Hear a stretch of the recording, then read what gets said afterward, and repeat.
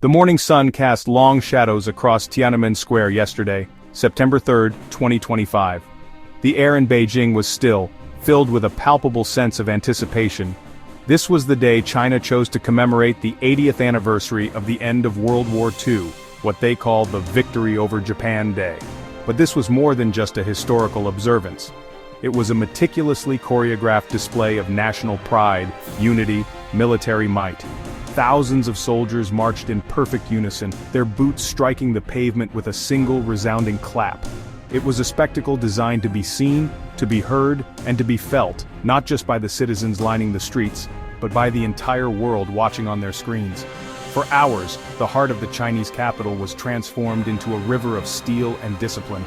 The scale of the event was frankly breathtaking. It was China telling its own story in its own words, using the unambiguous language of power. The message was clear from the very first moment. China has arrived, and it is a force to be reckoned with on the global stage. The significance of holding this parade in Tiananmen Square cannot be overstated. This vast public space is the symbolic heart of the Chinese nation. It is a place steeped in history, a stage upon which the grand dramas of China's modern story have unfolded.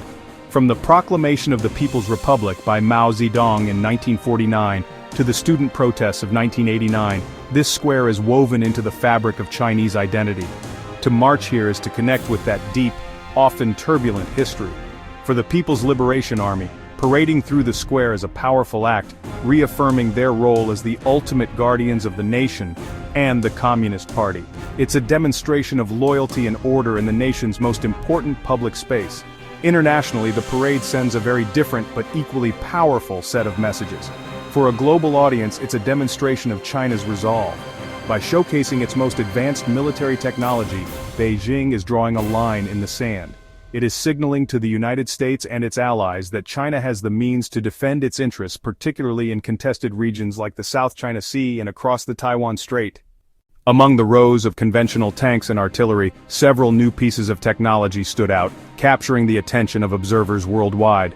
The most talked about debut was undoubtedly the Dark Sword unmanned combat aircraft. This is not your typical surveillance drone. It's a large, sleek, supersonic platform designed for combat.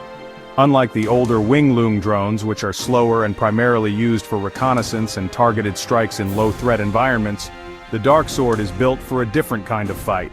Its stealthy design and high speed suggest it's meant to penetrate sophisticated air defenses, potentially acting as a loyal wingman for piloted jets, or even conducting autonomous air-to-air combat.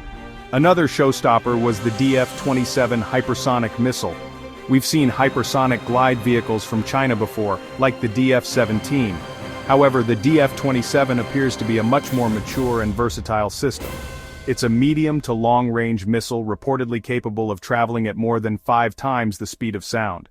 On the ground, we saw the debut of the Type 100 main battle tank.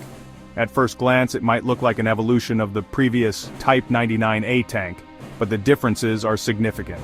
The Type 100 appears to incorporate a more advanced active protection system, designed to shoot down incoming rockets and missiles before they can strike the tank. Finally, the parade featured a new class of autonomous underwater vehicle. This represents a significant expansion of China's naval capabilities into the undersea domain, an area of growing strategic importance. Military parades are not a new phenomenon in the People's Republic of China. They're a tradition with deep roots back to the founding in 1949. For the first decade, Tiananmen parades were annual. Early parades equals consolidation, projecting stability and authority. Equipment then was a mix of captured American-made weapons. Soviet-supplied hardware parades emphasized organization, discipline, the party's firm control. After 1959, annual parades stopped. 1984, Deng's Reform-era parade. 1999, new sophistication. 2009, further modernization. 2015, Victory Day, assertive nationalism. 2019, 70th, most advanced display yet. So why unveil powerful new weapon systems to the public? Multiple layers. First, strategic communication. Message to potential adversaries, mainly the United States. Showing, not just telling, to deter conflict. We are prepared to defend our sovereignty and interests, and you should think twice before interfering. Public display makes the threat credible, turning rumor into reality. Secondary, prestige at home and abroad. Revealing high-tech weapons like hypersonic missiles, stealth drones boosts China's tech status. In short, brand China, modern, powerful, self-reliant. The immediate aftermath is a flurry of activity in intelligence agencies and think tanks. Intelligence agencies are poring over footage. Think tanks are racing to analyze implications. Every piece of equipment that rolled down Chang'an Avenue is being intensely scrutinized. Satellite images are being examined, broadcast footage is being reviewed, expert analyses are being written and shared. The key question is, how much of this is for show, and how much is actually operational and deployed? Take the DF-27 for example. Seeing it on a truck is one thing. How many have been produced? Where are they based? How well do their guidance systems work? This parade has kicked off a new round of intelligence gathering and assessment. For China's neighbors, Japan, South Korea, India, and the countries around the South China Sea. This display is a cause for serious concern. It tends to accelerate regional arms races. Neighbors feel compelled to respond to maintain a balance of power. Expect increased military budgets. Greater demand for advanced weapon systems, especially from the United States. For the United States and its allies, this parade is a stark wake-up call. The technologies on display, hypersonics and autonomous systems. The DF-27, if it works as advertised, puts U.S. aircraft carriers at significant risk. This reality will force the Pentagon to speed up R&D and rethink strategies. Ultimately, the world is watching because this parade was more than just a celebration. It was a clear marker of a shifting global power balance. The unipolar moment is definitively over.